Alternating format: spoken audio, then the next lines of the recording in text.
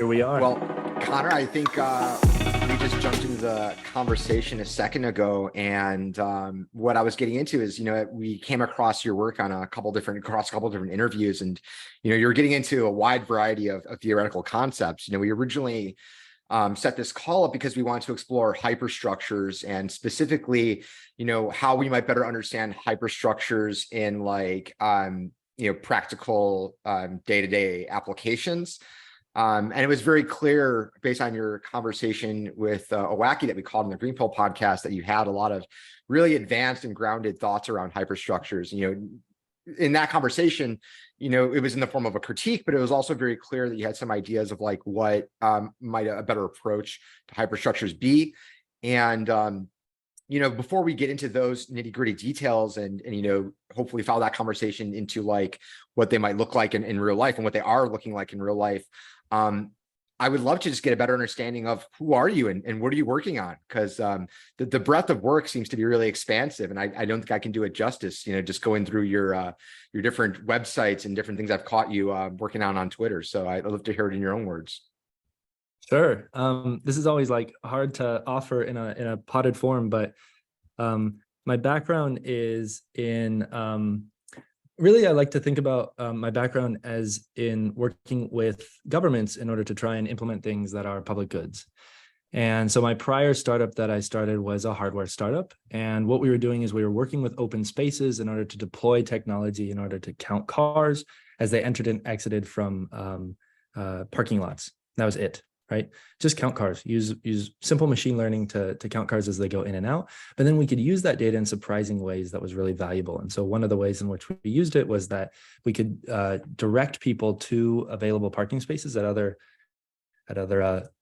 open space parks. And one of the problems that these parks had is that they would get way too many people that would enter into one of these parks, and it would start to degrade the natural environment. If you have just a couple of people that go to a natural place, then they act as if it's a natural place. But if you have a lot of people, they start to act as if it's Disneyland. And so, degradation scales nonlinearly with the number of people that are there. They start to step off the trail. They start to leave their trash behind. They start to carve into trees. And so we discovered this way that we can now, through people's own selfish incentives, they want to be able to park their car. We can redirect them in order to spread out the impact that they have on the environment. So we worked with governments to implement this. We actually had quite a bit of traction working with Jefferson County Open Space in Colorado, but also on some state and national levels. And the problem that we ran into is that although every single person inside of those governments are extremely competent and well-intentioned, they exist within this machinery that can only run so fast, right? And this limits them in terms of the total impact that they can have. And each one of them felt it, right? They're well, if we're going to do that, we're going to have to do, a sole source proposal. And it makes sense why they have all the mechanisms that they have in place.